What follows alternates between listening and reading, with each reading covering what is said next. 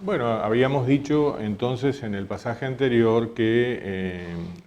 el desarrollo de los proyectos en que consiste un plan de desarrollo institucional, el seguimiento de ese plan, la comprobación de los logros de ese plan en cada una de sus etapas y al final de su periodo, depende de disponer de indicadores adecuados. Los indicadores tienen como correspondencia, como correlación el sistema estadístico. Lo ideal es que el sistema estadístico sea la fuente central de los indicadores utilizados en el planeamiento universitario. La estadística es la acumulación y publicación ordenada y pertinente de datos. Los datos son esos registros que la observación de la realidad nos permite captar como pequeños mordiscos de la realidad que vamos acumulando. Los aspectos acerca de los cuales estamos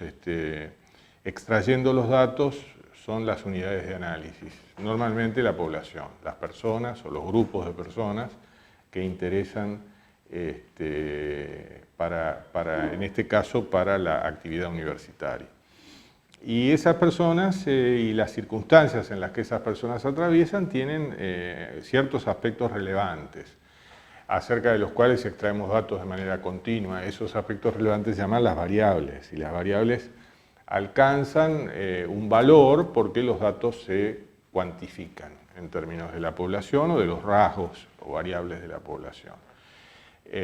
Bueno, el procesamiento al cabo de una serie de años de esos valores de variables permite construir las tablas, diseñar las curvas del comportamiento de cada uno de estas variables al cabo del tiempo, ¿no es cierto? En la Argentina, el sistema de estadísticas universitarias, ustedes lo van a visitar a través de su sitio de internet, tiene una publicación, el Anuario Estadístico, con una información bastante profusa, no muy actualizada. Accedemos a la realidad universitaria con un cierto retraso, de 2 a veces de 3 años, y eso es un inconveniente serio para el seguimiento de las actividades de transformación.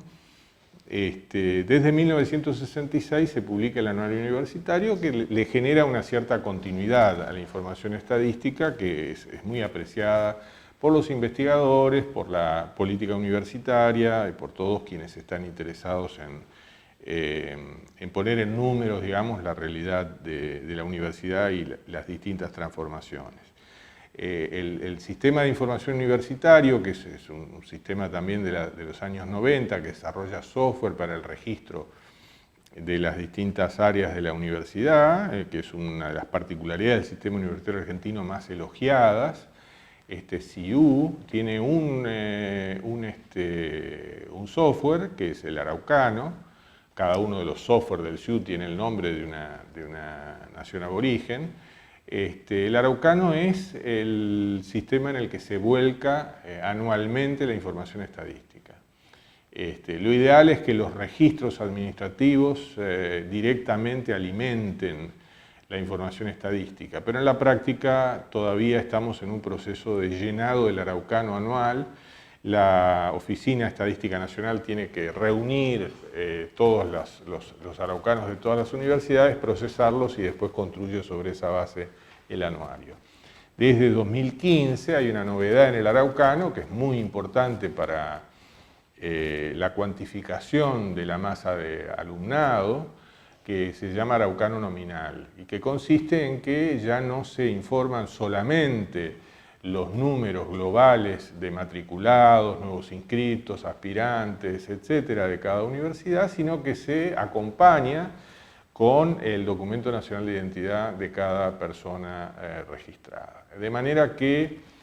procesos muy conocidos y muy perturbadores acerca de la realidad, la magnitud real del sistema universitario, pueden ser corregidos. Todavía no lo hemos utilizado en plenitud, pero el Araucano Nominal permitiría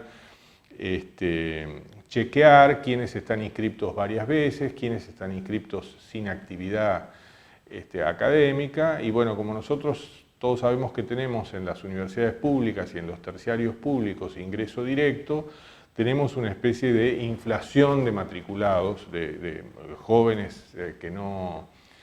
desarrollan la carrera, pero que alguna vez se inscribieron. Y eso se pone de manifiesto en los censos, tanto en el censo del 2000 como en el 2010, el número de estudiantes universitarios indagado, averiguado, es inferior al que registran las estadísticas universitarias. Entonces hay una vehemente hipótesis de que en realidad el registro universitario está sobrevaluando el número real de estudiantes. Sabemos que la concepción democrática, el valor democrático de las universidades hace que sea difícil dar de baja a un estudiante que ya no tiene actividad académica efectiva. Entonces tenemos estudiantes que revistan y que en realidad no hacen actividad y no son realmente estudiantes activos. Y esta discrepancia entre el censo y la información universitaria debería, a raíz del araucano nominal, ir cerrándose en el tiempo. Ustedes van a poder ver en las tutorías las informaciones sobre el censo y la brecha existente con la estadística universitaria. Esto viene a cuento porque el problema central que la Universidad Argentina viene arrastrando y que ha sido altamente caracterizado es el bajo rendimiento en términos de graduación y de graduación oportuna de los estudiantes de nuestras universidades. Y resulta que el valor de base que se toma para el cálculo de esta ineficiencia institucional son estas fuentes estadísticas, estos registros estadísticos bastante inflados e irreales. Si tomáramos una base mucho más realista y mucho más actualizada, el rendimiento seguiría siendo insatisfactorio y seguiría siendo un gran problema, un gran desafío para el desarrollo de la gestión curricular en la Argentina, pero no tan dramático como se lo presenta, y hay una prensa muy perseverante e interesada en mostrar en ese sentido el bajo rendimiento de la universidad como imputando la aplicación poco responsable de los fondos públicos que sostienen las universidades, y esta es una afirmación que consideramos inadecuada, pero que a la vez tenemos la responsabilidad de ir contestando, ¿no? Así que se dice habitualmente que los indicadores no son solamente cuantitativos, y es cierto, uno puede imaginar un indicador cualitativo, porque las fuentes de información también son los digestos de las normas, las actas de la resolución, las actas de las reuniones decisorias de los órganos universitarios, las resoluciones del rector, del Consejo Superior, de las asambleas, etc. Y los informes de encuestas, investigaciones, grupos focales, asambleas, reuniones, documentos que se producen con profusión en la universidad y que pueden ser fuente cualitativa de información que puede ser considerada indicador también, siempre que sea fehaciente, que sea... porque la clave es la comparabilidad, ¿no? Y en eso hay una especie de división entre profesiones, para los economistas, para los sociólogos cuantitativistas, digamos, para quienes están acostumbrados a manejarse con cantidades, lo que no puede medirse no es comparable. Y bueno, en términos de esa cultura profesional es verdad. Si no tenés un indicador que cuantifique el fenómeno del que estás hablando, no podés ponerte espalda contra otro país o contra otra universidad, porque no tendría forma de sacar una conclusión racional. Sin embargo, los sociólogos, los politólogos, otras profesiones, los antropólogos, etcétera, tienen otros métodos de comparación, los métodos cualitativos de comparación, los métodos interpretativos de comparación, entre ellos los de la propia educación comparada como subdisciplina, que no dependen tanto del recuento, o sea, de la disposición abundante de cantidades y que pueden hacer caracterizaciones por semejanzas, por diferencias, por grandes magnitudes, sin necesidad del número preciso. entre sistemas universitarios nacionales, entre sistemas universitarios regionales, entre universidades, entre facultades dentro de las universidades. Se pueden hacer comparaciones sin indicadores cuantitativos, pero desde luego sí con indicadores cualitativos o con evidencias científicamente válidas que hagan las veces de un indicador. Bueno, hablando del efecto de comparación o de comparabilidad suscitado por los indicadores, hay una deriva bastante polémica de este atributo de los indicadores, que es la aparición de los rankings. Los rankings son de carácter mundial. El primer ranking célebre fue el de Shanghái, originado en 2003, y dan todos los años a conocer listados de universidades en un listado ordinal en el cual, a raíz de ciertos desempeños de producción académica del año precedente, las universidades van como los equipos deportivos en las tablas de posiciones, ascendiendo o descendiendo del lugar. Entonces, si uno pertenece a una universidad que está en el número 400, aspira al año siguiente a estar en el 350 o en el 300, e ir escalando. Eso tiene un efecto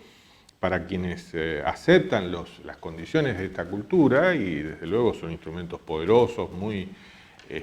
recogidos por los medios de comunicación más influyentes del mundo. Para quienes aceptan estas lógicas, el ranking es un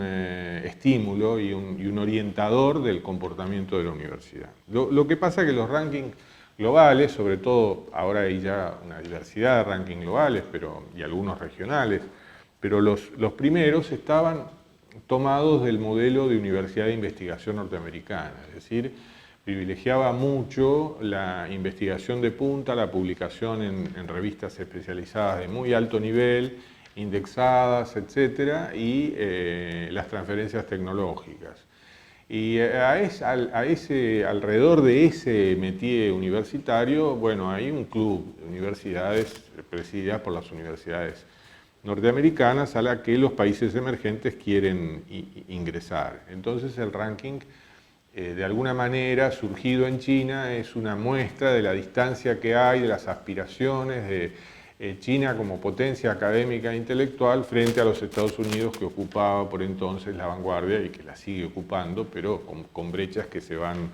cerrando a lo largo del tiempo. Las universidades latinoamericanas han sido, por supuesto, figuraban muy mal en los rankings, recién ahora están empezando a aparecer, primero por un subdesarrollo en materia de investigación científico y tecnológica y de innovación que afecta a nuestros países, y segundo porque hay un estilo histórico de organización y de desarrollo de nuestras universidades que no es tan parecido, sino más bien diferente al de el modelo de las universidades de élite de investigación norteamericanas. Y por lo tanto, los rankings como el de Shanghái no reflejan una presencia significativa de la academia latinoamericana, y eso deprime mucho y genera o puede generar un sentimiento, digamos, de culpa muy fuerte en nuestra vida académica. No obstante, hay muchas discusiones y muchas contraposiciones a la idea de los rankings, que sería utilizar la comparabilidad con un sentido no competitivo. Eso significaría el respeto a la singularidad de las universidades, a la singularidad de los sistemas educacionales, la apertura en los rankings a considerar variables que son productivas pero que no tienen un gran impacto y que son más difíciles de medir, pero que hablan de una misión social y intelectual de las universidades muy significativa para los lugares de su radicación y para los países en los que están radicados. En ese sentido hubo un esfuerzo de un grupo internacional financiado por la Unión Europea que a partir del 2011 y hasta el 2014 intentó hacer una información en el área de integración Europa, América Latina, de educación superior. Ese proyecto se llamó InfoAces y se propuso, sin propósitos competitivos, hacer con 32 universidades socias del proyecto de una cantidad grande de países, unos 20 países, muchos latinoamericanos y un poquito de países europeos, una especie de informe de indicadores homogéneo que todas las universidades aplicaran sobre sus propias realidades y que permitiera una comparabilidad sin repercusiones de ranking. Lo que estaba por detrás del proyecto de InfoAces, que llegó a definir un sistema básico de indicadores de 43 operaciones y que produjo capacitación en las universidades socias para poder desarrollarlo. No fue un proyecto que redondeó un cambio importante en la política regional, pero fue un intento muy respetable, muy digno. Estos 44 indicadores ustedes pueden consultarlo en las tutorías o pueden visitar la página de InfoAces. Tenían por detrás la idea del benchmarking. La idea del benchmarking es una manera también muy del sistema económico, del sistema industrial. Fue una iniciativa de la compañía Xerox que trató de presentarse a sí misma como que tenía mejores prácticas o las prácticas más eficientes en distintos aspectos de su proceso industrial, y convocó en una suerte de club de no muchos miembros, de una treintena de miembros, a otras compañías, competidoras, proveedoras, etcétera, a los efectos de compartir con ellas los secretos o las técnicas o las claves a través de las cuales lograba esas mejores prácticas. Entonces, el benchmarking pasa a ser un tipo de comparación que encierra alguna forma de colaboración entre los integrantes de estos clubes o de estas uniones de universidades. En la Asociación de Universidades del Grupo Montevideo, donde participan una buena cantidad de universidades públicas argentinas, brasileñas, uruguayas, paraguayas, chilenas y bolivianas, hay un núcleo especializado en planeamiento, gestión y evaluación universitaria que ensaya, a través de lo que llama sistema de comparación cooperante, una aproximación al benchmarking que en lugar de mejores prácticas es respetado, respeta las prácticas diferentes que pueden hacer distintas universidades en distintos países y trata de que las compartan y que hagan aprendizaje institucional de unas con otras. En la lógica de darle a los informes de indicadores organizados, ordenados, etcétera, una potencialidad comparativa no competitiva, en AUGM se destacó un proyecto de la Universidad Nacional del Litoral, en el que yo tuve alguna participación, que fue un informe de indicadores que trató de superar la propuesta de los 44 indicadores básicos de InfoAces. Se trata de una publicación que se llama El Panorama de la Universidad en 80 gráficos, que fue entregada a los demás por la Universidad Nacional del Litoral a los demás miembros de AUGM, con la idea de suscitar de alguna manera que las otras universidades hagan trabajos equivalentes a los efectos de poder mejorar la comparabilidad actualizada entre las realidades de esas universidades y con ello extraer un conocimiento y una experiencia institucional valiosa. Esos 82 gráficos de la publicación de la Universidad Nacional del Litoral se agrupan alrededor de 7 ejes o de 7 dimensiones que son superadoras de las que preveía, las 4 dimensiones que preveía InfoAces. Ahí está la trayectoria de la universidad, los contextos en que la universidad está inserta, los estudiantes, hay uno especial para el desarrollo del posgrado, la investigación, el personal, tanto el personal académico como el personal de apoyo que integra la universidad y el financiamiento. Todas estas dimensiones están medidas y representadas por gráficos ilustrativos y son una forma abierta a que los indicadores sirvan a un análisis no solamente apto para los economistas, a quienes también podría prestar grandes utilidades, sino también a los gestores universitarios, a otras disciplinas, a los conductores políticos, a los responsables de las distintas áreas y al acercamiento entre las universidades, orillando el peligro de que esto se considere una búsqueda de la primacía, que sería bastante destructivo para la idea de una buena cooperación horizontal entre las universidades, que es una de las claves que nos permite la época que vivimos y en la cual tenemos cifradas esperanzas de progreso. Tanto la cooperación al interior de los países, sobre todo en cada una de las regiones de estos grandes países como la Argentina, pero también a nivel de la región latinoamericana y de otras regiones del mundo.